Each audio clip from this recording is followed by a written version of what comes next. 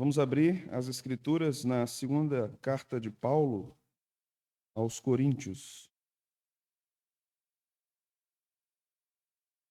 capítulo 13, e segundo aos Coríntios. Vamos ler o versículo 13.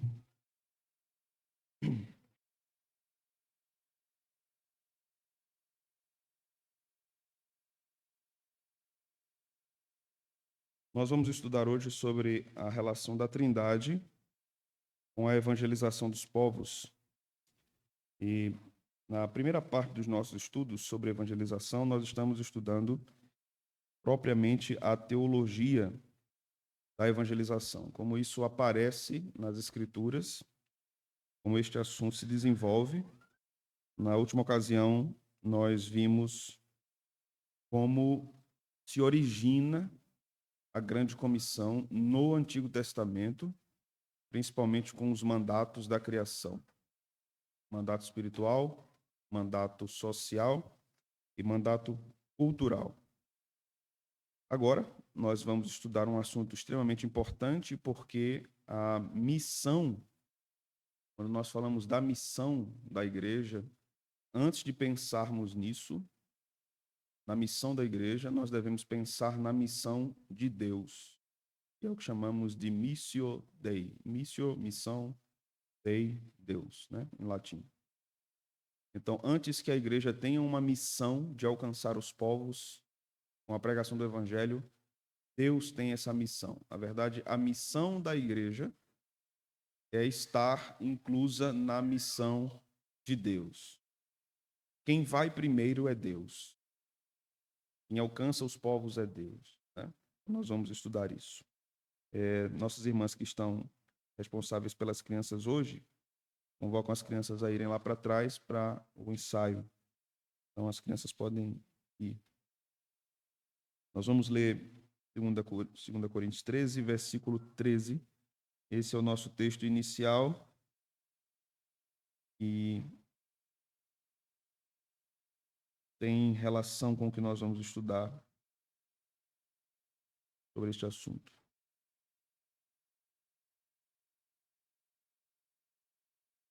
Vamos ler? A graça do Senhor Jesus Cristo e o amor de Deus e a comunhão do Espírito Santo estejam com todos vós, ou todos vocês. Esta é a conhecida bênção apostólica. Não existe apenas uma bênção apostólica, existem algumas no Novo Testamento, mas historicamente a igreja se apegou a esta bênção, né? É uma bênção paulina. E há uma interessante discussão, inclusive, entre os teólogos, se a bênção apostólica é elemento de culto. Porque em nenhum lugar nas Escrituras nós observamos uma ordem para que haja uma bênção apostólica no final do culto, né? Mas então é errado a bênção apostólica? De modo nenhum, é corretíssimo. Porque é a palavra de Deus sendo proferida para a igreja, né? A fundamentação teológica para o uso da bênção apostólica é a bênção araônica. Então, assim como o povo de Deus era abençoado pelo sacerdote, no Novo Testamento a igreja desenvolveu o hábito de receber essa bênção, podemos dizer assim, vinda das Escrituras, pronunciada pelo ministro da igreja, né? Nesse texto, irmãos, nós temos três coisas importantes a saber: a graça de Deus, o amor de Deus e a comunhão de Deus. Essas três coisas, esses três pontos, são fundamentais para nós pensarmos sobre a missão de Deus. E a partir da missão de Deus, a missão da igreja, né? Então, se nós começarmos a pensar sobre evangelização, obra missionária, sem pensarmos a partir do que Deus é e do que Deus faz, nós iremos cometer alguns erros. Por exemplo, nós iremos trocar o trabalho de evangelização pelo trabalho de assistencialismo. Nós vamos colocar o amor ao próximo antecedendo o amor a Deus. Nós não podemos confundir o trabalho de assistência aos necessitados com o trabalho de evangelização. É muito perigoso e muito tênue isso, né? Porque facilmente alguém pode perguntar, mas como é que eu vou pregar o evangelho para alguém que está com fome? Né? Mas certamente, se você chegar numa comunidade pobre e disser assim, a gente veio pregar para vocês, mas primeiro vocês têm que ouvir a pregação para depois comer.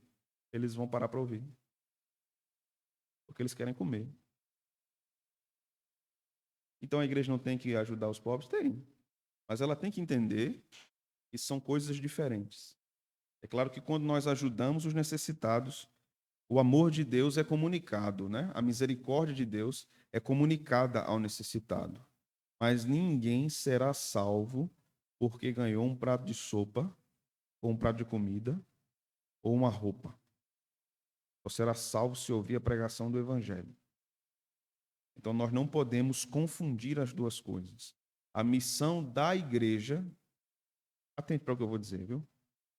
A missão da igreja não é acabar com a pobreza. A missão da igreja é proclamar Cristo. Mas porque a igreja obedece à palavra de Deus, ela socorre os necessitados. Mas essa não é a missão. Quando eu digo que não é a missão, não estou dizendo que não tem que fazer. Deu para entender, irmãos? Não estou dizendo que não tem que fazer. Estou dizendo que não pode ser confundido. O que geralmente é feito.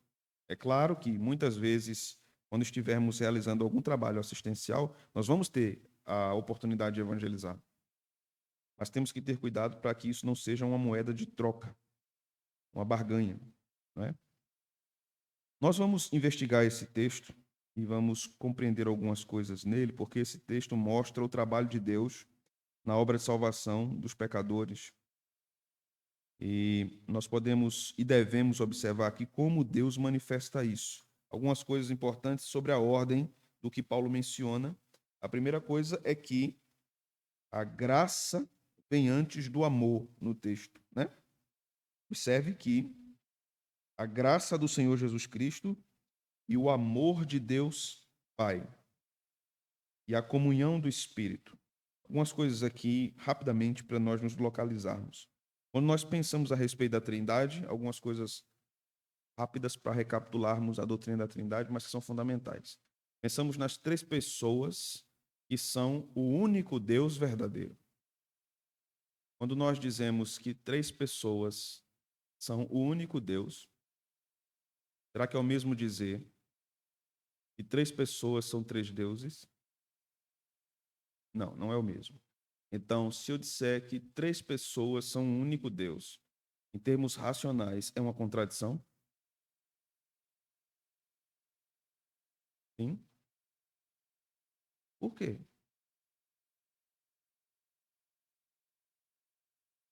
Certo. Lá. Se eu disser que três pessoas são o mesmo Deus, eu estou dizendo que três pessoas são uma pessoa?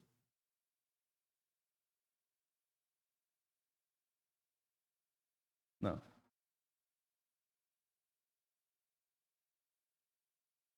Se eu disser, não, um em essência, e três pessoas. Há três pessoalidades na divindade. Né? Jesus diz eu, o Pai diz eu e o Espírito diz eu. Mas o Pai diz, este é o meu filho. Ele está falando de outra pessoa. Jesus diz, e eu da parte do Pai vos enviarei outro Consolador. Jesus está falando de outra pessoa. Então, em termos filosóficos, se eu disser três pessoas são uma pessoa na Trindade, isto é uma contradição. Se eu disser três pessoas são um único Deus, isto não é uma contradição. Porque se eu disser a membresia dessa igreja é composta por 120 irmãos, a membresia desta igreja, membresia eu estou falando de pluralidade. Quando eu estou falando desta igreja, eu estou falando de uma instituição. Então eu tenho pluralidade e tenho unidade. Né? Mas quando eu digo que não é uma contradição, eu não estou dizendo que não é complexo, não estou dizendo isso. Complexidade é uma coisa. Então, como três pessoas são um único Deus, como nós podemos entender isso? Nós não podemos entender, nós devemos crer. Que as três pessoas são um único Deus. Jesus disse, eu e o Pai somos Um. Mas veja que ele está dizendo eu e o Pai. Está falando de outra pessoa. Nós somos um. Não é apenas uma pessoa. Mas quando nós falamos da Trindade, nós estamos falando de um único Deus, e este único Deus tem a mesma substância ou natureza. Nós temos todos os atributos nas três pessoas. Então, tudo o que um faz, o outro faz. Em termos de natureza. Tudo que um é, o outro é. Isso é importante. O Pai é onisciente, o Filho também é, o Espírito também é, e assim por diante. Jesus passa por certa limitação na sua natureza humana e não na divina. Porque a natureza divina não pode ser limitada. E quando Jesus encarna, não é subtraído nada da natureza humana. É acrescentado à natureza divina. Os irmãos estão compreendendo até aqui? Ou melhor, deixa eu corrigir aqui. Não é subtraído nada da natureza divina, mas é acrescentado à natureza humana. Então não há mudança em Cristo. Porque divinamente ele não mudou. Há um acréscimo por causa da obra de reconciliação. Então, quando eu digo isso a respeito da Trindade, eu estou falando do que nós chamamos de ontologia da Trindade, a Trindade ontológica. A palavra ontos significa ser, aquilo que é. Então, no ser trino de Deus, não há diferença em termos de atributos. Pai é amor, Filho é amor, Espírito Santo é amor. E todos os outros atributos. Mas eu não devo apenas compreender a Trindade nesses termos, pelo que Deus é. Mas eu devo também investigar a respeito da Trindade o que Deus faz. Nós chamamos isso, então, de Trindade econômica. Econômica, de oikonomos. A ideia aqui é economia, administração, né? Então, quando eu digo que Cristo é o Filho, e quando eu pergunto quem morre na cruz, o Pai, o Filho ou o Espírito? O Filho. Se eu orar da seguinte forma, ó Pai, tu que morreste por nós na cruz, está correto? Está errado. Porque na economia da salvação, quem morre é o Filho. A economia trata da missão ou do trabalho de cada pessoa da Trindade. A Escritura diz que é o Pai que elege, que é o Pai o Criador. Mas a Escritura também diz que o Espírito participa da criação e que o Filho participa da criação. Então, em todas as obras da Trindade, onde cada pessoa, podemos dizer assim, administra aquela obra, as outras pessoas também estão envolvidas. Deu para entender, irmão? Então, se é o Espírito Santo que convence o homem do pecado, o homem foi convencido pelo Espírito, mas ele ouviu a palavra de Cristo, segundo Paulo em Romanos 10, 17. Né? E Jesus vai dizer que ninguém vem a ele se o Pai não trouxer. Então, o Pai está envolvido, o Espírito está envolvido e o Filho está envolvido. Mas algumas pessoas, as pessoas da Trindade encabeçam determinadas áreas de atuação na obra de salvação. Nós estamos falando de Trindade econômica, né? Aqui. Vamos abrir as Escrituras em Romanos 5, versículo 8. Romanos 5, versículo 8.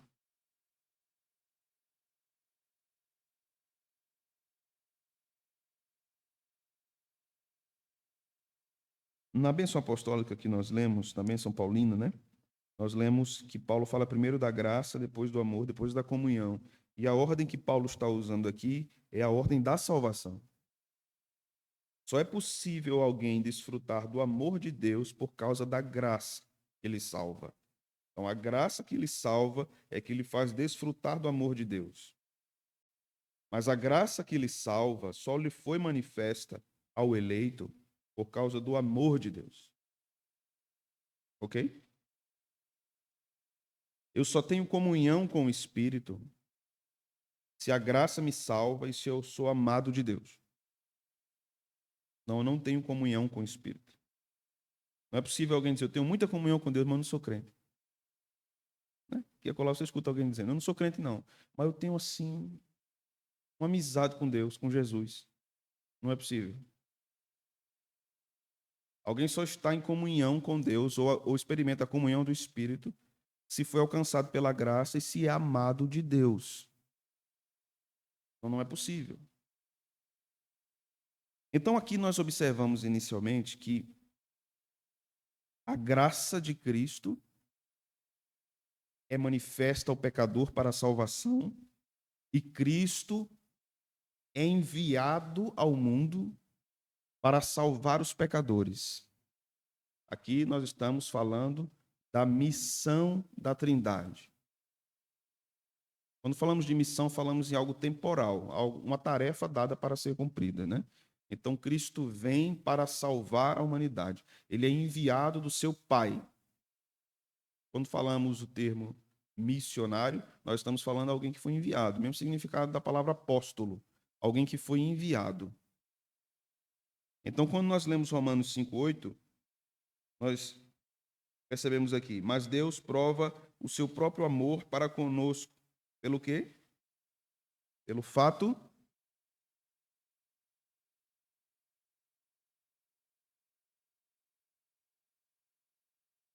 Então, para Deus provar o amor para conosco, foi preciso o quê? Que Cristo morresse. Perceba que o que Paulo está dizendo aqui está em total harmonia com o que ele está dizendo na bênção apostólica.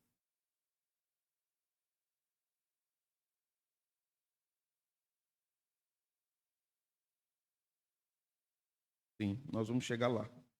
Quando nós falamos desta obra de Cristo, na verdade esse é o ponto agora que a gente vai entrar. Quando nós falamos da obra de Cristo, nós estamos falando de algo que começa na eternidade passada. Então, quando nós falamos em termos de teologia do pacto, a teologia do pacto não começa com o que conhecemos como pacto de obras, que é aquela aliança que Deus faz com Adão, dizendo que se ele comer, ele vai morrer. Então, logicamente, se ele não comesse, ele não morreria. E ele quebra o pacto de obras. A teologia do pacto não começa ali. A teologia do pacto começa na eternidade, com o que nós chamamos de pacto da redenção, que é uma aliança entre o Pai e o Filho. É um pacto firmado entre o Pai e o Filho. Por isso o Filho é chamado de o amado e o Filho é o eleito. O eleito. Se Adão é o pai da raça e quando ele cai, todos caem nele, Cristo é o eleito e é nele que nós somos eleitos. Né? Nele que nós somos eleitos. É nele que nós estamos firmados. Mas vamos ler mais alguns textos antes de chegarmos nesta parte do pacto da redenção. Vamos abrir em Efésios, capítulo 1 de Efésios, versículo 4 e 5.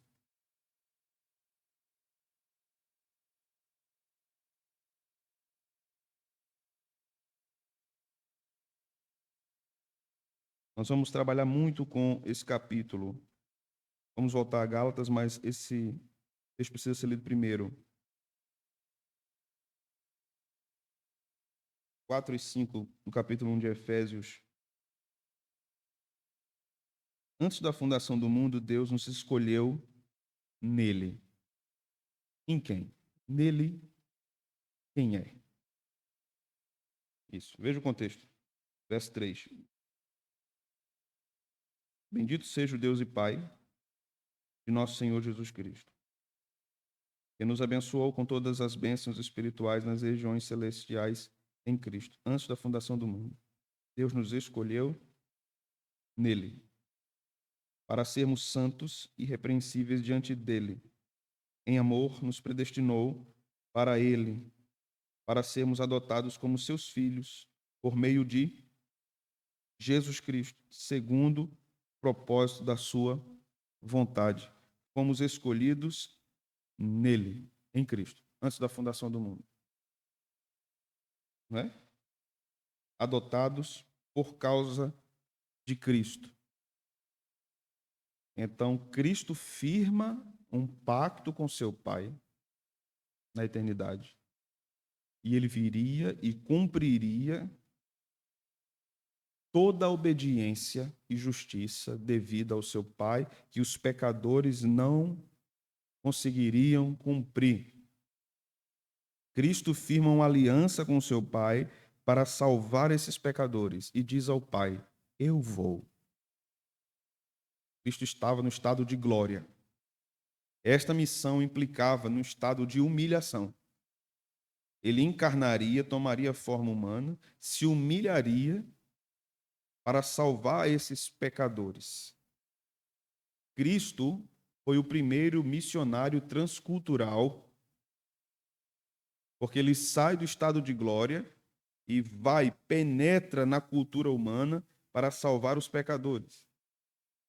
Veja o versículo de número 5, né, que nós lemos há pouco.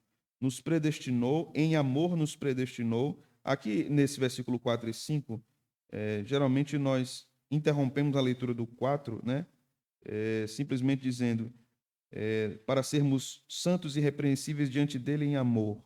Essa leitura não está correta. Em amor nos predestinou.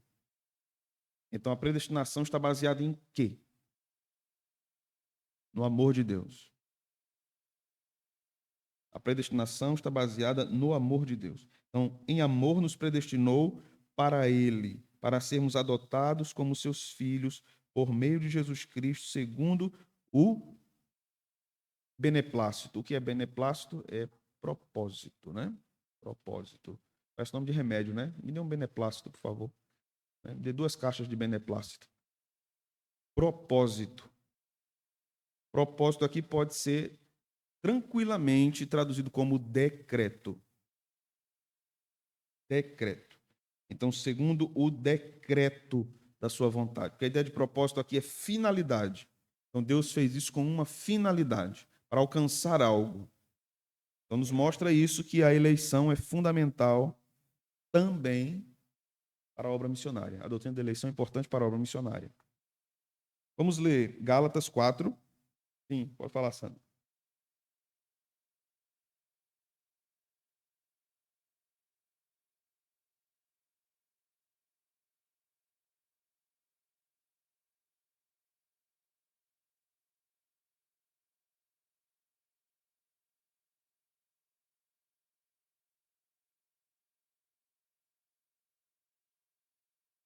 Sim, sim.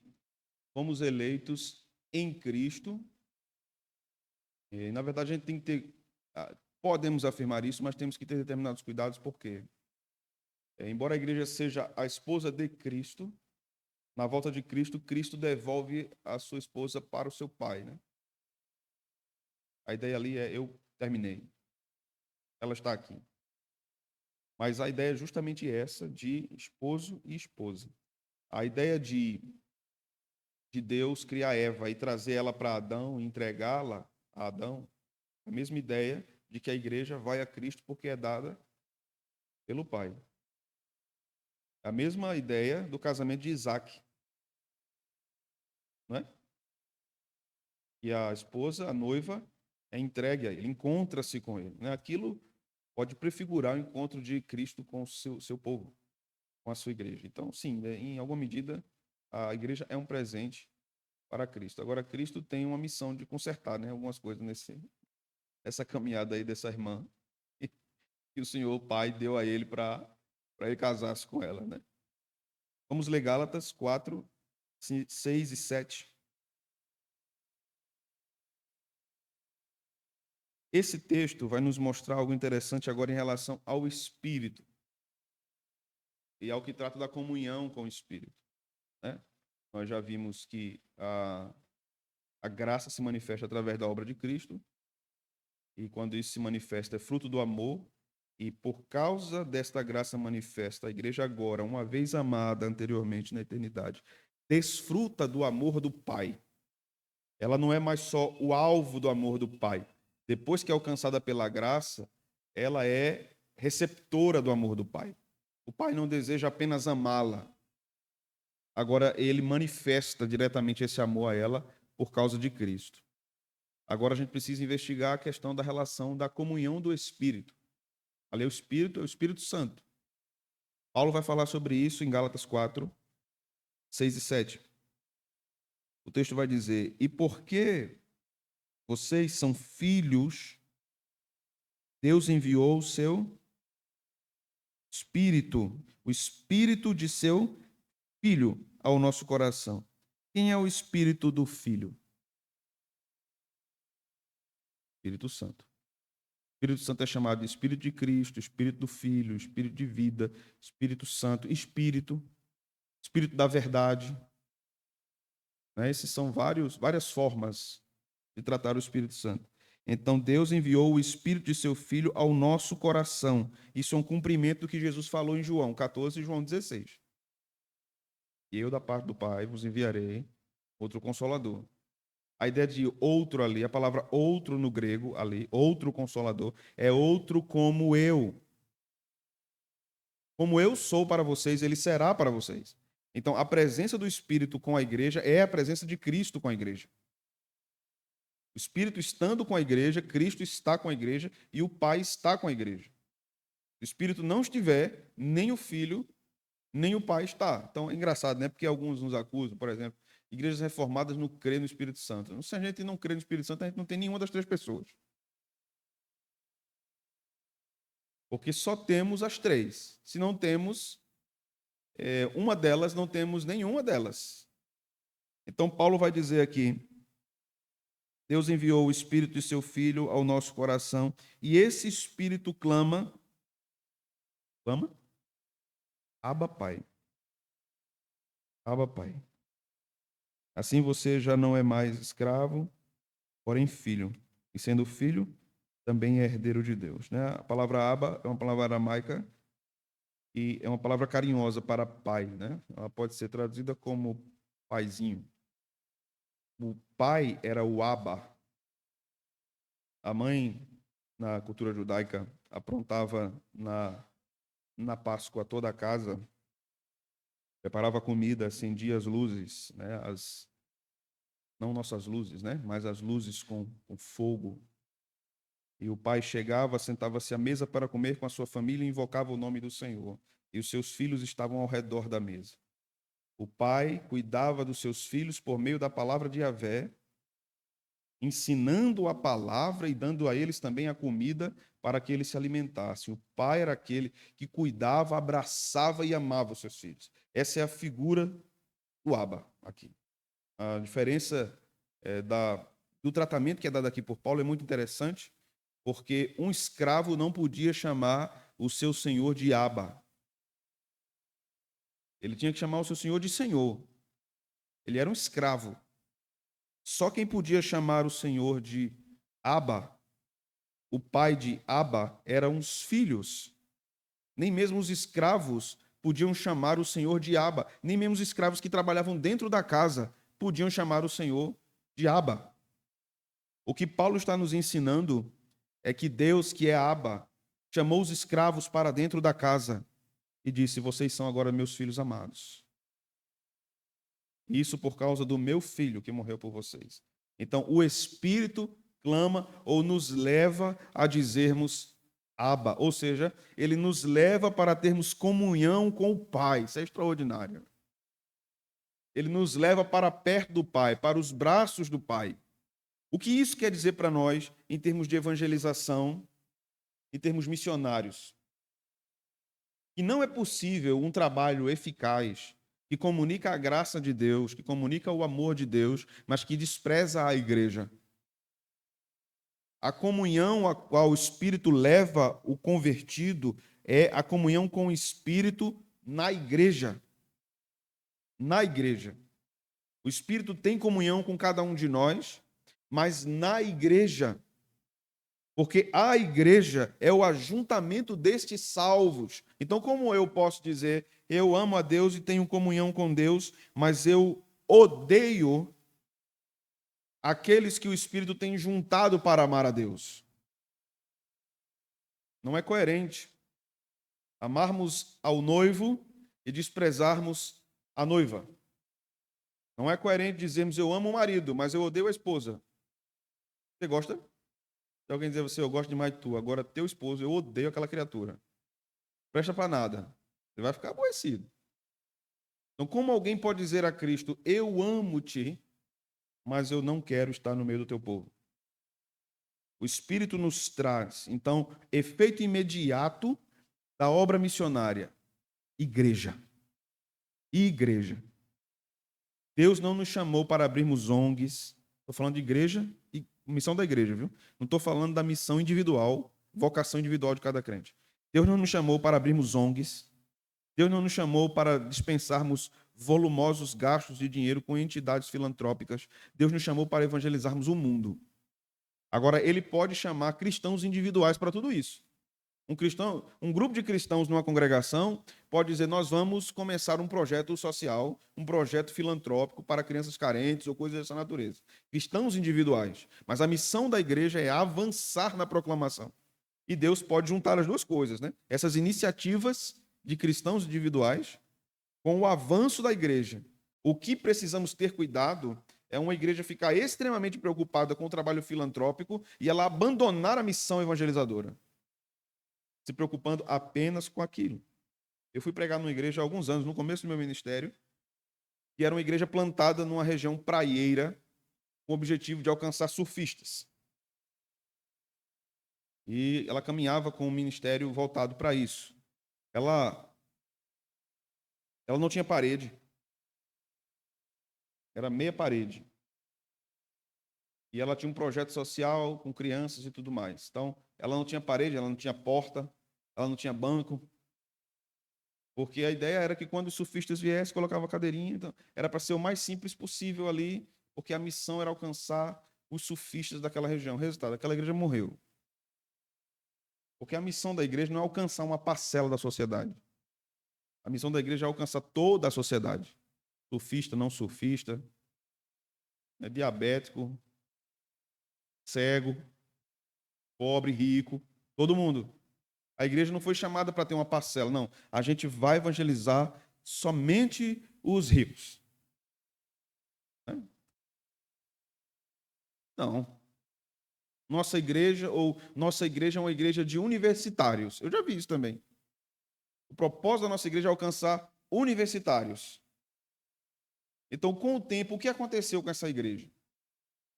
Idosos começaram a visitar e viram que a massa toda era jovem, né?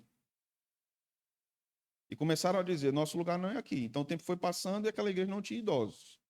E qual é a consequência disso? É que esses jovens um dia serão idosos.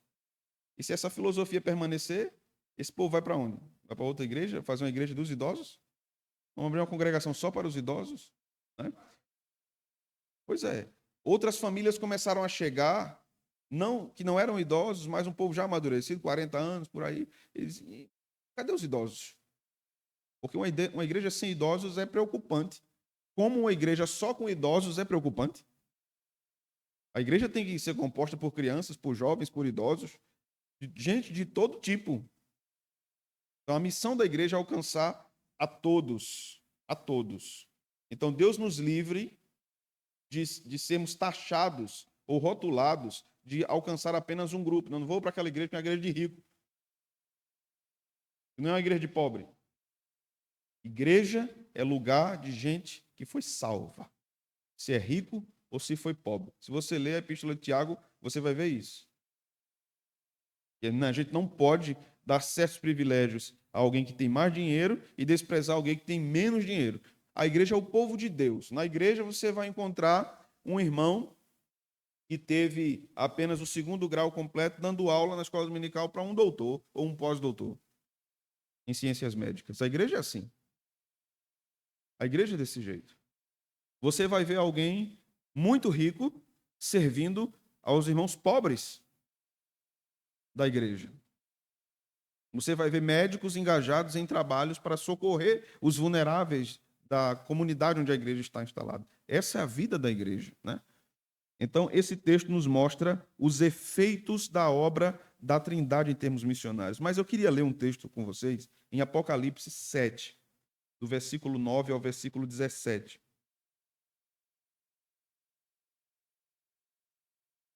Porque esse texto também mostra a obra do Espírito, que está relacionada a esta questão da comunhão do Espírito que Paulo menciona.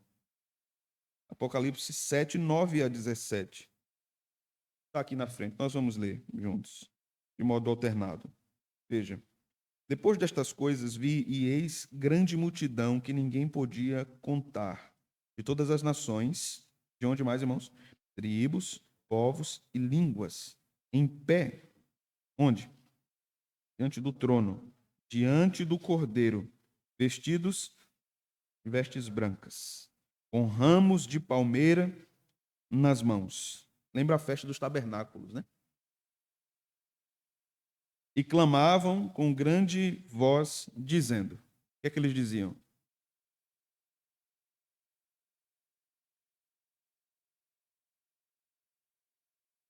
Essa é uma das canções do Apocalipse. Esse é um dos hinos do Apocalipse, não é? E eram pequenos hinos, pequenos trechos, talvez, ao nosso Deus que está sentado no trono e ao Cordeiro pertence a salvação. Quem estava cantando isso? Versículo 9. Todas as nações, tribos, povos, línguas estavam em pé diante de Deus do Cordeiro. Versículo 11. Todos os anjos estavam em pé, rodeando o trono. Veja, os povos e os anjos, os anciãos e os 4 seres viventes, e diante do trono se prostraram sobre o seu rosto e adoraram a Deus, e eles disseram como? Amém, louvor, glória.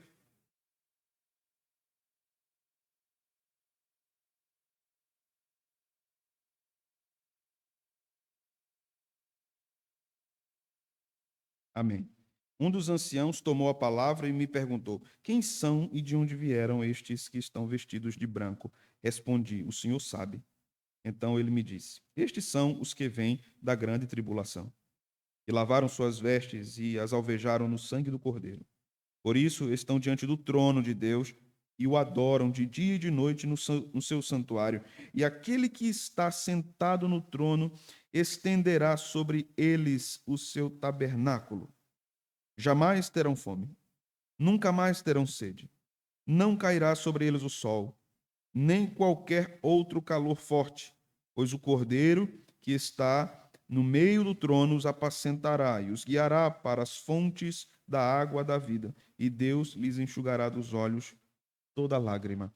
Nós temos aqui a consumação de todas as coisas, mas algo que deve nos chamar a atenção. A glória do céu, ou a glória da restauração final, está na comunhão do Espírito Santo. Então, como é que alguém que não ama a igreja amará o céu? E o que mais vai ter lá é o povo junto. É o povo em comunhão. Não há amadurecimento espiritual na igreja de Deus sem comunhão. Uma igreja não será verdadeiramente reformada se a sua comunhão é fraca. Porque o que marca a igreja, uma das marcas da igreja que Jesus falou foi que eles sejam um. É comunhão, unidade. Então, resultado imediato da obra missionária, nascimento de igrejas. Nascimento de igrejas. Vamos para Deuteronômio, capítulo 10, versículo 14 e 15. Aqui nós vamos entender um pouco sobre o deleite de Deus. Deleite de Deus. Nós devemos nos lembrar do que nós estudamos na última quinta sobre o pacto de Deus com Abraão, relacionado à bênção de Deus sobre todas as famílias da terra. Vimos que Paulo nos diz que filho de Abraão não é apenas aquele que é segundo a carne ou é hebreu de nascimento, ligado de fato, a religião judaica, mas também aquele que é segundo a fé. Todo aquele que crê em Jesus é filho de Abraão. Este pacto com Abraão é muito importante para pensarmos a respeito da evangelização, porque Deus vai cumprir esse pacto espalhando o seu temor por toda a terra. A terra se encherá do conhecimento do Senhor, como as águas cobrem o mar. Essa é a finalidade de Deus. E Deus tem deleite na salvação dos pecadores. Veja o que ele diz a Israel no capítulo 10 de Deuteronômio, versículo 14 e versículo de número 15. Eis que os céus e os céus dos céus são do Senhor, o Deus de vocês. A ele pertencem a terra e tudo o que nela há. Vamos ler o 15, o que é que diz?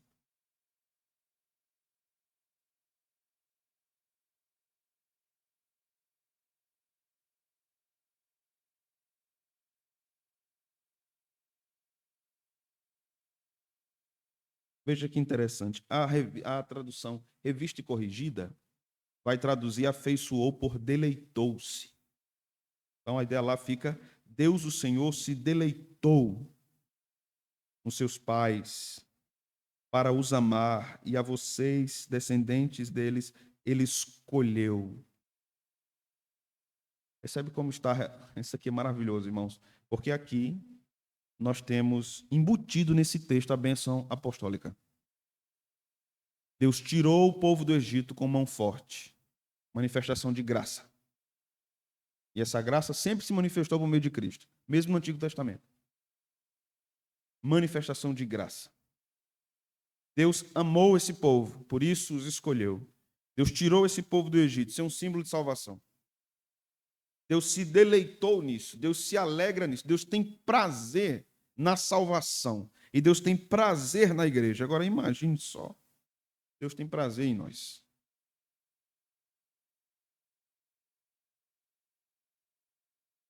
Deus se deleita no seu povo.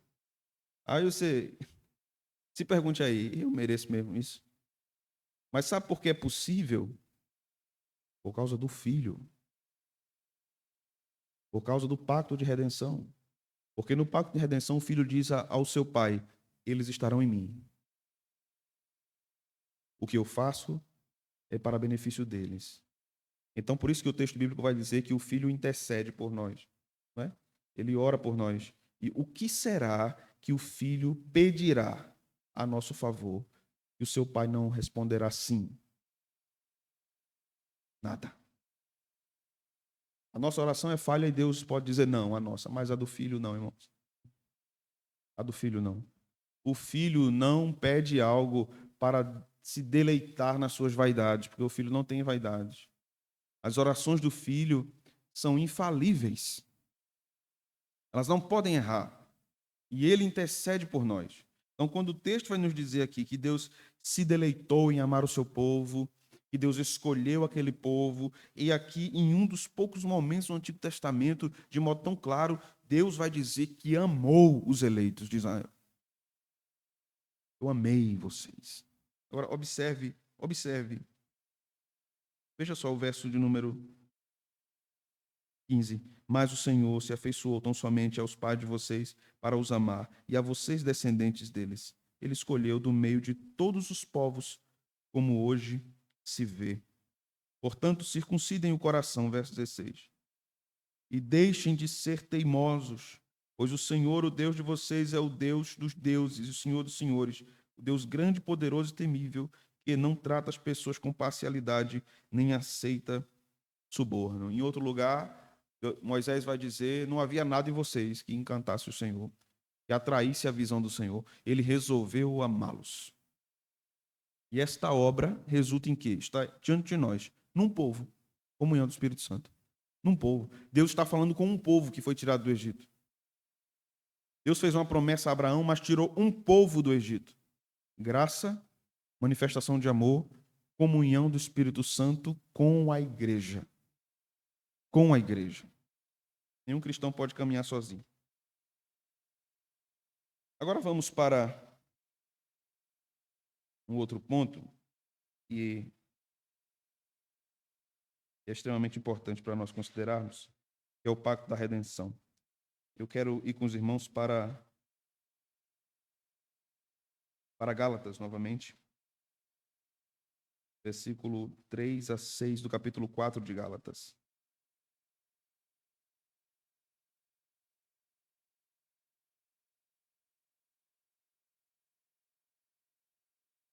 Quatro, 3 ao 6.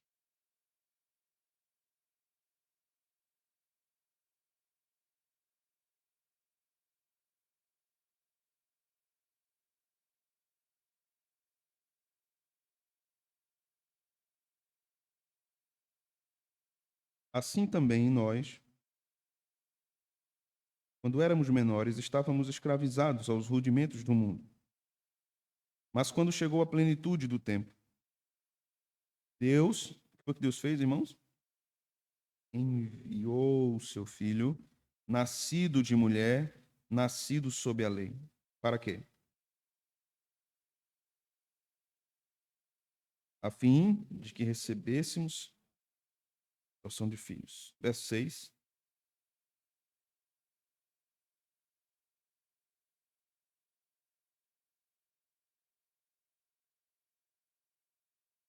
Abba, Pai. Perceba aqui, vindo à plenitude dos tempos, ou o tempo que Deus havia designado, o seu plano redentor, ele envia seu filho. Essa palavra é importante aqui. O Pai enviou o seu filho. Isso é para manifestar graça. Paulo vai dizer uma coisa muito, muito interessante lá em Tito, e praticamente ele chama de Jesus de a bondade de Deus. A bondade de Deus. Então o Pai envia o seu filho. Seu filho vem, vive debaixo da lei, morre ali. Para quê? Para quê? Para salvar pecadores. Mas veja o versículo 6. E porque vocês são filhos de Deus, o que é que diz agora? Deus fez o quê? Enviou o Espírito. Deus enviou o Filho, Deus enviou o Espírito. Deus é o Deus que envia. Deus é um Deus missionário. Ele não manda primeiro seus servos irem. Ele vai, irmãos. Ele vai. Por isso que a missão é a missão de Deus. Por isso que não depende da nossa força. Nós somos cooperadores, né? Já dizia um professor meu, quem opera é ele, a gente é apenas o co. Né? Somos cooperadores.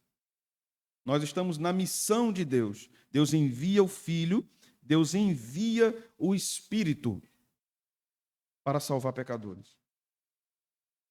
Isso aqui é muito maravilhoso porque nos mostra o trabalho missionário de Deus entre os homens. Agora a gente precisa observar de novo Efésios, porque aqui a gente vai voltar, vamos nos voltar para o pacto da redenção. Vamos começar lendo o versículo 11 do capítulo 1 de Efésios, certo?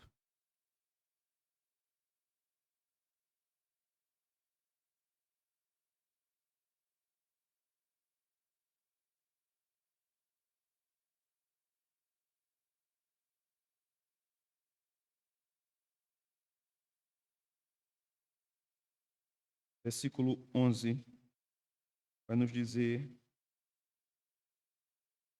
em Cristo fomos também feitos herança, predestinados segundo, o que é que diz aí na Bíblia de vocês? Propósito daquele que faz todas as coisas conforme o conselho. O conselho. Esta palavra é importante. O conselho da sua vontade. O conselho, evidentemente, nos mostra aqui a presença de mais de uma pessoa na resolução da salvação de pecadores. Nós estamos falando aqui do conselho da divindade. É aqui que se processa o pacto da redenção entre o Pai e o Filho. Por isso que lá no versículo 4 que nós lemos, Deus nos escolheu nele. Cristo faz esse pacto com o seu Pai. Então, nós estamos nele. Não havia outro. Somente Cristo podia fazer isso. Não é? Então, por isso, nós não podemos cantar do escolhido dos milhares para mim. Não tinha milhares. Milhares. Tem um hino, né, bonitinho que a gente tem, sabe? Escolhido dos milhares. Que milhares? Eu fui até hoje me perguntando que milhares. Porque quem outro dos milhares poderia fazer o que Cristo fez? Nenhum, irmãos. Quem estava lá na eternidade quando esse conselho ocorreu? Ninguém estava lá. Só Deus, o Pai, o Filho e o Espírito Santo. Este conselho da divindade se dá antes da criação do mundo. Os anjos não estavam lá. Os homens não tinham sido criados. Os demônios não existiam. Então, somente Deus estava nesse conselho. Aqui estamos falando de um período em que nada estava criado. Aí explica-se a passagem de Apocalipse do cordeiro que foi morto antes da fundação do mundo. O que é que esse texto quer dizer? O cordeiro que foi morto antes da fundação do mundo. Fala do pacto da redenção. Deste acordo firmado entre o Pai e o Filho na eternidade, para que Cristo morresse pelos pecadores que nem tinham caído ainda. Nem tinham sido criados ainda. Mas Deus já estava providenciando para eles salvação.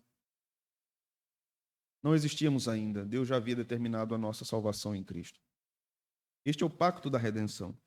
Observe o versículo de número 5 do capítulo 1.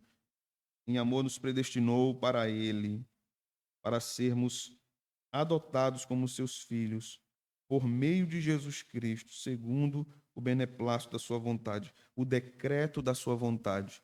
Então, o decreto é a determinação de Deus na eternidade. Deus não vai decretando na história. Então, Deus não resolve agora o que vai decretar amanhã.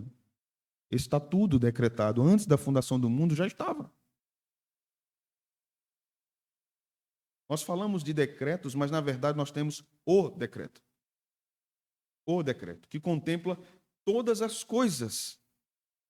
A morte, o nascimento, a vinda de Cristo, tudo o que aconteceu na história, as perseguições da igreja, as mortes dos apóstolos, as mortes dos pregadores, as apostasias, tudo está debaixo do decreto. Isso não quer dizer que tudo o que aconteça como resultado do decreto está de acordo com a vontade santa de Deus. Não quer dizer isso. Mas quer dizer que tudo o que acontece no mundo é fruto do decreto, e mesmo aquelas coisas que vão de encontro à santidade de Deus, ao fim, convergirão para a glória de Deus na consumação de todas as coisas. Não cabe a nós entendermos como vão convergir. Não cabe a nós calcularmos por que Deus quis isso e não aquilo. Nós não somos nada. Paulo vai dizer como o barro pode dizer ao oleiro: o que é que você está fazendo? Por que você está fazendo? Não pode, né? Mas a gente faz, né? A gente fala, né? Por que, Senhor? Deus é muito misericordioso, porque, olha, o silêncio de Deus com essas perguntas bestas do povo é manifestação de muita graça e amor. É Deus olhar assim e fazer só assim, né? Porque Deus não nos deve nada. Nada. Sabe o que é nada? Se Ele já nos deu seu Filho, Ele já nos deu tudo. Tudo. É a maior bênção que nós temos. Mas como diz o reverendo Augusto Nicodemos, tudo que vem depois do Filho, a gente deve olhar para cima e ver uma piscadinha do Todo-Poderoso dizendo cortesia do Altíssimo. É Deus dando uma piscadinha para nós, dizendo assim, cortesia para você. Para você se alegrar mais. Não merece não, mas eu quero ver você sorrir. Diga, Sandra.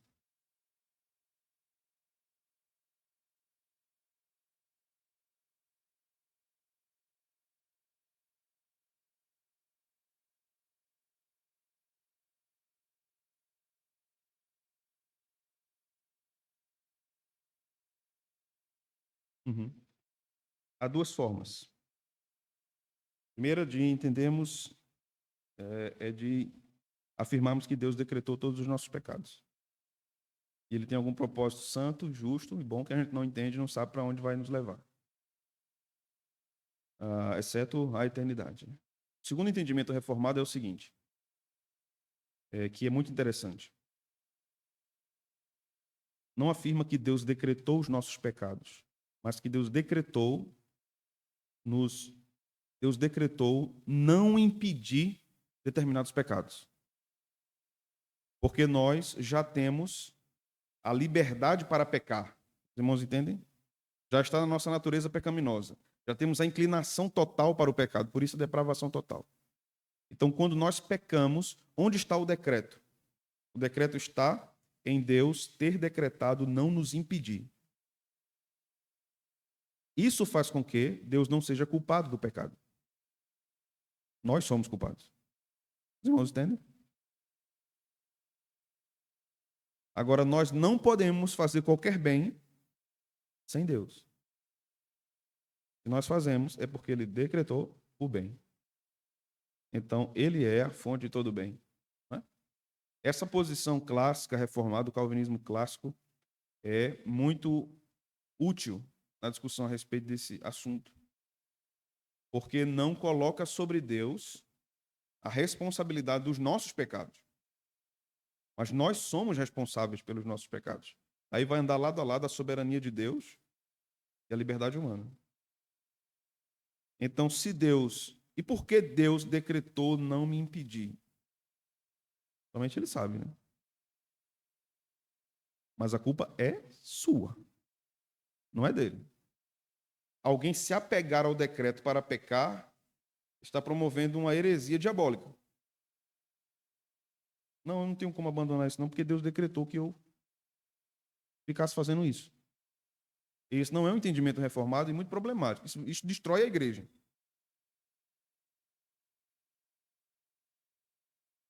Sim, exatamente. Sim. Por exemplo, ele impediu Abimeleque de ter relacionamento com Sara. Por que ele impediu? Porque Deus tinha um plano de alcançar todas as nações através da semente de Abraão com Sara. Então Deus impediu. Como impediu Paulo de ir para determinados lugares pregar o evangelho. Ele também pode impedir. Isso está no campo da sua soberania. Mas todas as vezes que nós pecamos, não foi Deus, fomos nós. Nós não podemos dizer, eu não queria fazer não, foi Deus que me forçou. Deus não força ninguém a pecar. Nem tenta. Mas mesmo os nossos pecados podem ser, entendam isso com cuidado, viu? Podem ser usados por Deus para um propósito final. Ilustração. Deus decretou a morte de Cristo? Sim. Deus decretou que Jesus seria traído por Judas? Sim. Deus decretou que os soldados romanos o pregariam na cruz? Sim. Então aqueles homens foram movidos, mesmo Deus decretando não impedi-los de pecar, mas isso também mostra que eles foram movidos para um cumprimento de um plano muito maior de Deus, que era a redenção dos pecadores. De modo que Deus guia todas as coisas na história. Mas que nós temos que ter cuidado para não nos apegarmos ao decreto como uma fonte de justificativa para continuarmos em pecado.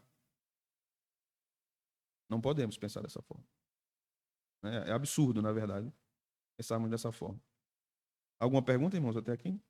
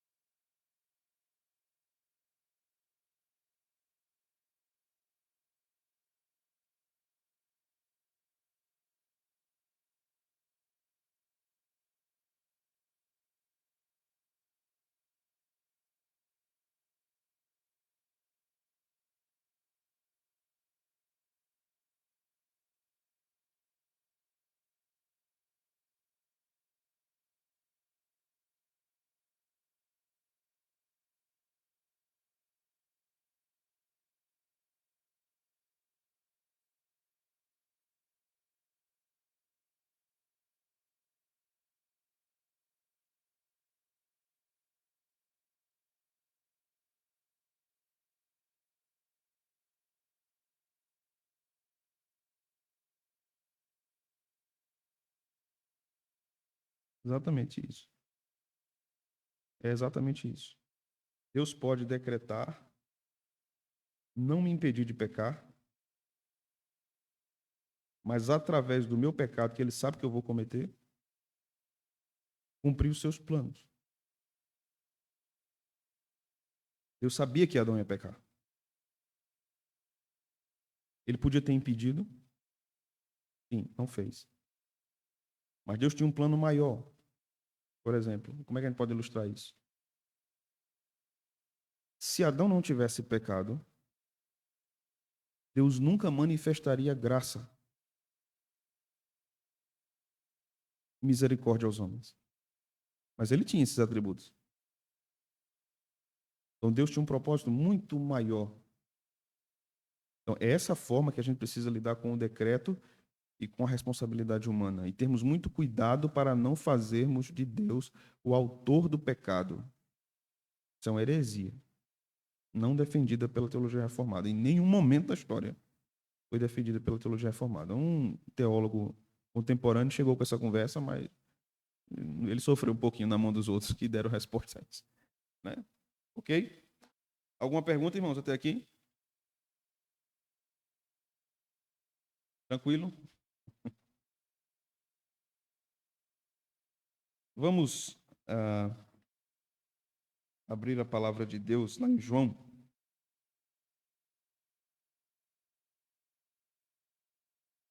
Evangelho.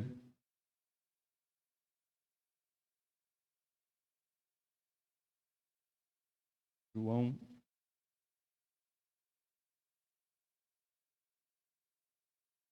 Capítulo 14.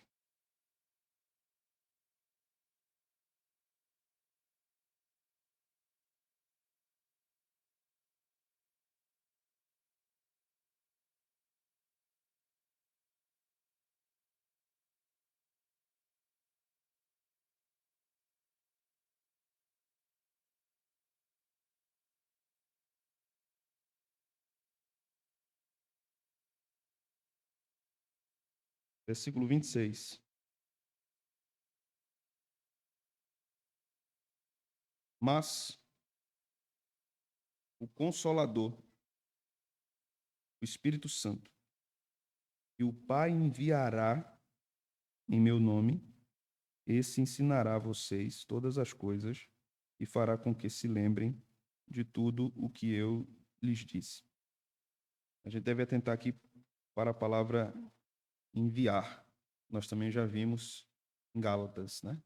Em teologia nós chamamos isso de processão do Espírito Santo. Cristo é gerado, não criado. Mas o Espírito Santo não é gerado. O Espírito Santo procede do Pai e do Filho. Acho que os mais antigos aqui já estão bem versados na questão do termo gerado, que aparece no Salmo 2, né? Gerado não significa criado, mas que o Filho também depende do Pai, em algum sentido, eterno e divino, não como criatura. Quando nós falamos de gerado, estamos falando de uma coisa muito complexa, mas que a gente precisa considerar. Em primeiro lugar, Deus não pode mudar, ele é imutável, certo? Então Deus não pode se tornar uma coisa que ele não era. Deus não pode se tornar uma coisa que ele não era. Não pode haver uma transformação em Deus. Nem Cristo, quando encarna, ele não se transforma numa coisa que não era. É uma soma. Mas ele não perde as características da divindade. O que eu quero dizer com isso? É que o Pai não viveu um momento em que não era Pai. A paternidade de Deus é eterna. Então, se Deus é Pai eternamente, significa que ele tem um filho eternamente. Eterno. Então, essa geração se deu na eternidade. Vou falar geração do filho, esqueça o termo criação. Né? E como é que eu entendo tudo? Não entende. Simples. Não entende. Mas o texto vai dizer aqui que o Espírito Santo é enviado. Não há nenhuma referência dizendo que ele foi gerado. A ideia de enviar aqui, na ideia de processão em termos teológicos, significa sair de. Então, o Espírito Santo procede do Pai e do Filho. Ele é enviado pelo Pai e pelo Filho. O Filho também foi enviado pelo Pai, como nós vimos em Gálatas, né? Então, isso está nos mostrando o envio que o Pai faz do Filho e do Espírito. E eles obedecem nesse sentido. Nós estamos falando aqui não da natureza das pessoas. Não há superioridade entre as pessoas em termos de natureza, certo? Mas há uma aderência ao plano redentor de que o Filho obedece, obediente até a morte e morte de cruz. E que o Espírito também faz isso. Isso não diminui as pessoas da Trindade, porque eles estão lidando com o que a gente falou de economia da salvação. Está tranquilo para vocês, irmãos? Até aqui. Diga, Sandro.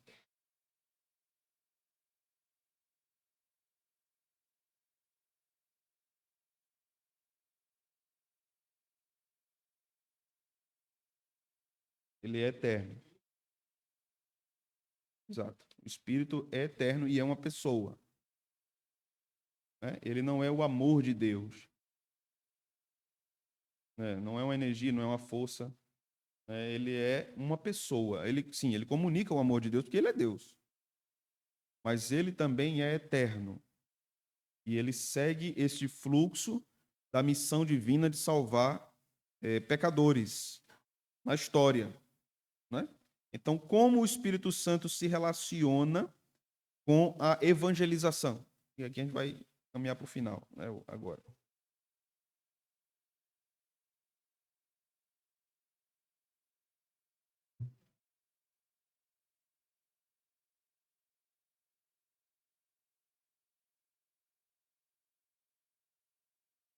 Uhum. No Conselho da Trindade.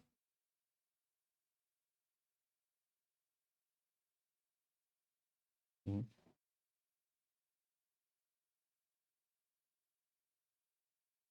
sim,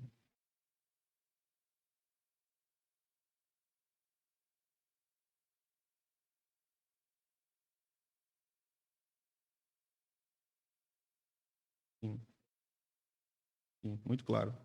Tá? Perfeita a colocação de Sandra. Quando nós falamos lá atrás de Conselho da Divindade, que se dá na eternidade, isso ocorre justamente por causa de toda a obra da redenção que se desenvolveria. Então, se as três pessoas são eternas, substancialmente são iguais, este conselho foi um acordo divino entre todas as partes. Então, alguns teólogos, por exemplo, vão fazer críticas dizendo que é errado nós dizemos primeira, segunda e terceira pessoa da Trindade, justamente para não dar a ideia de que Deus Pai é o mais importante, depois Jesus é o mais importante e o Espírito é o mais importante. Eu entendo a crítica, mas o uso desses termos, historicamente na teologia, não era referente a isso. A ideia era econômica. Então, a segunda pessoa da Trindade, no sentido de como isso vai ser revelado mais claramente nas Escrituras. A terceira pessoa, como isso vai ser revelado mais claramente nas Escrituras. Né? Mas nós devemos ter cuidado porque os termos primeira, segunda e terceira pessoa não são bíblicos. Eles não aparecem nas Escrituras. Eles podem nos ajudar didaticamente a entendermos a obra da redenção pelas três pessoas. Mas não há diminuição de uma pessoa para outra. E aí o problema, quando Jesus diz que o Pai é maior do que ele, o que é que Jesus queria dizer com isso? A natureza humana. A natureza humana. Isso só pode ser explicado desta forma. A natureza humana. Não em termos de natureza divina. Né? Vamos finalizar lendo algumas passagens. Primeiro, vamos abrir em Atos. Atos capítulo de número 1. Certo?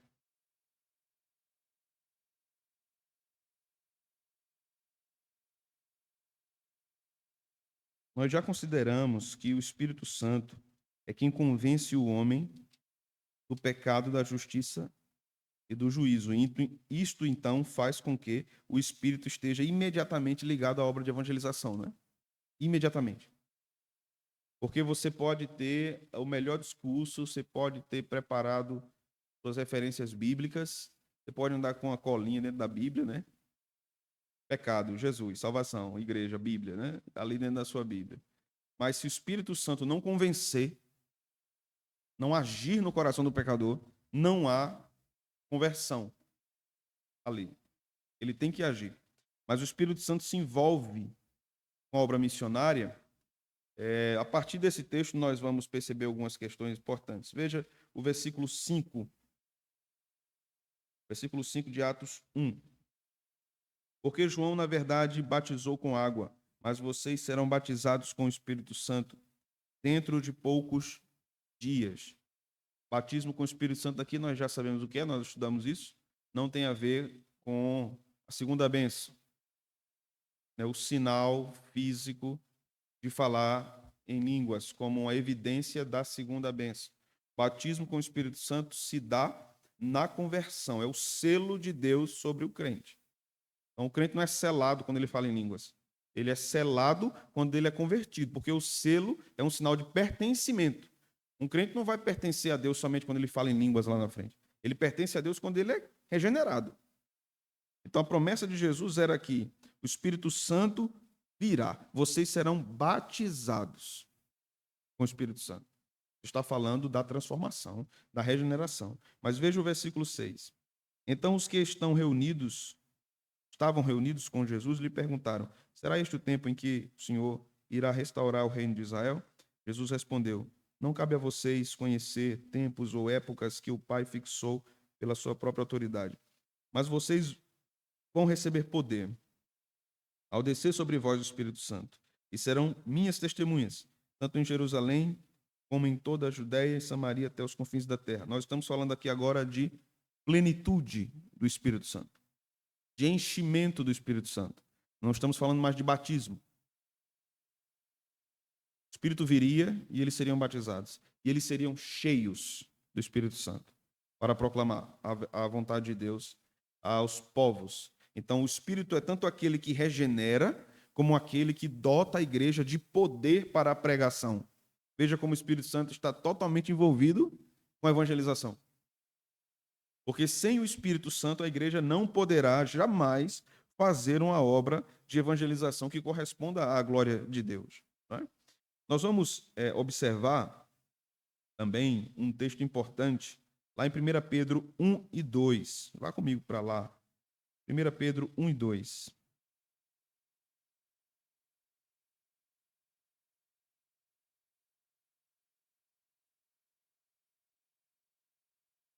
Nos lembremos, irmãos, daquela passagem que estudamos na última semana, da grande comissão, ide por todo o mundo. O que mais? O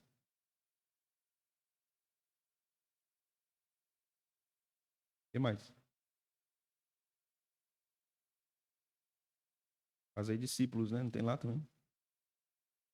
Fazer discípulos, né?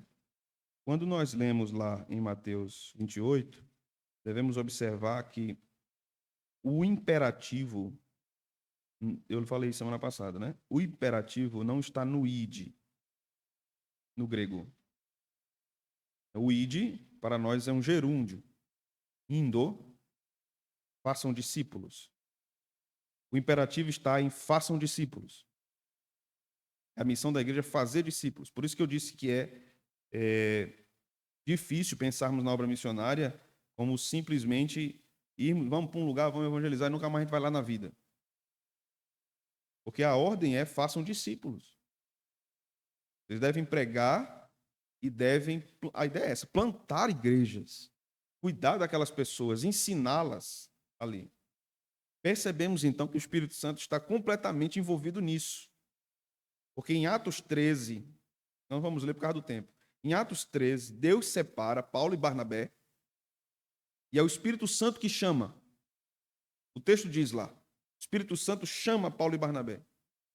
A igreja ora pelos irmãos e envia os missionários. O Espírito Santo chama, a igreja envia. Quem envia? Quem envia? A igreja. A igreja envia. Esse é o caminho de Deus. O Espírito Santo chama, a igreja envia. Exceto que há casos de exceção de igrejas que estão mortas espiritualmente, e não querem fazer mais nada, e não envia nada. E Deus levanta missionários e manda eles. Mas, via de regra, é a igreja que envia. Então, isso se tornou um problema nos últimos tempos, nas últimas décadas, quando surgem as agências missionárias que não estão ligadas às igrejas. Não são agências de denominações ligadas às igrejas. São agências independentes. E aqui eu quero fazer uma crítica cautelosa a essa questão, irmãos. Porque há agências que simplesmente colocam, somos uma agência missionária interdenominacional. Então vamos plantar uma igreja não sei aonde, vamos colocar lá o nome só Igreja de Cristo. E a gente não vai se prender a questões denominacionais. Então essa igreja não tem um governo, ela não tem uma teologia sólida. Então o que é que vai começar a acontecer e o que é que acontece no futuro? Um homem só passa a dominar toda a igreja. O que é que acontece muitas vezes? Jovens que muitas vezes se filiam a esse tipo de missão, ou qualquer outro crente que se filia a esse tipo de missão, desligado de igrejas, que não são membros de igrejas. Essas missões não pastoreiam esses jovens, missionários estão muitas vezes no campo em pecado, não são disciplinados, não são pastoreados. Então devemos entender que a ordem das Escrituras é que o Espírito chama e ele envia o missionário, mas ele envia pelo caminho da igreja. A igreja deve reconhecer que aquela pessoa foi vocacionada para a obra de pregação em missões. Em missões. Então, quando nós falamos de agências missionárias, eu não sou contra as agências, contanto que tenha solidez teológica, bíblica. O que é que a agência crê? Não, a gente crê só que na Trindade, na Bíblia, que Jesus é o Salvador no céu e no inferno. O que a gente prega é isso. Mas não é só isso o Evangelho. O Evangelho não é só isso.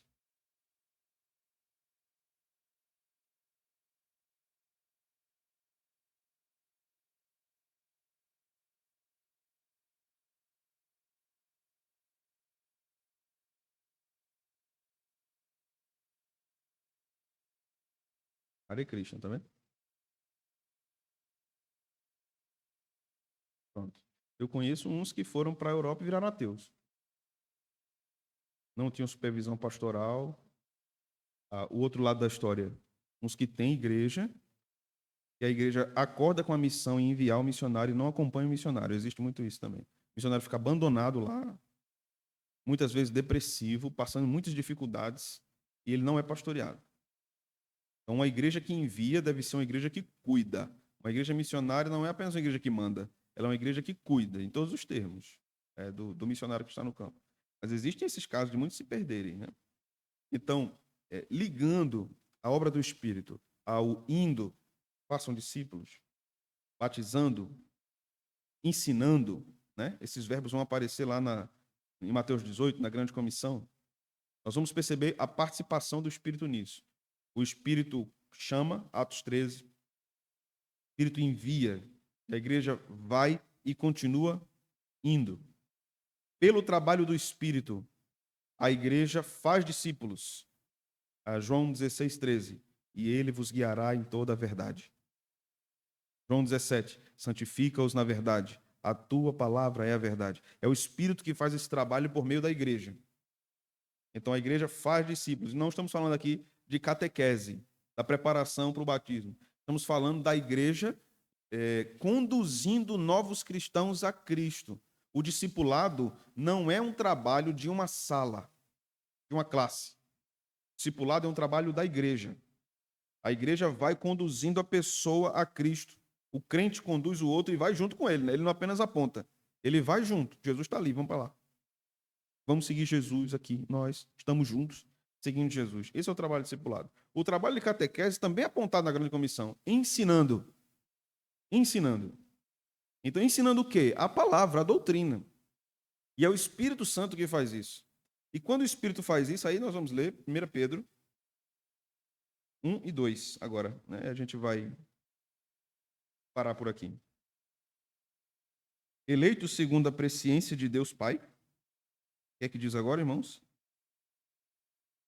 Santificação do Espírito. para a obediência e a aspersão do sangue de Jesus Cristo. Observe, o Espírito levanta, o Espírito envia, o Espírito usa o crente para pregar, para fazer discípulo, o Espírito santifica o convertido. E santificando o convertido, leva o convertido à obediência a Cristo. Perceba aqui no versículo 2, irmãos, a presença da obra da Trindade na salvação dos pecadores. Observe, eleito segundo a presciência de quem? Deus Pai. Em santificação do Espírito. Para quê? Para a obediência e a aspersão do sangue de Jesus Cristo. Então, o que é que nós temos aqui? O amor de Deus Pai, a graça do Filho e a comunhão do Espírito. Amém, meus irmãos? Que o Senhor nos abençoe. Tinha muito a vos dizer ainda, mas não farei isso por tinta e pena. Agora só quando eu voltar de férias. Que o Senhor nos abençoe. Vocês querem fazer alguma pergunta, alguma consideração? Não? Posso fazer algumas aplicações? 9:05 ainda. Rapidinho, viu, irmãos? Eu não posso ir-me embora sem dizer isso a vocês, né?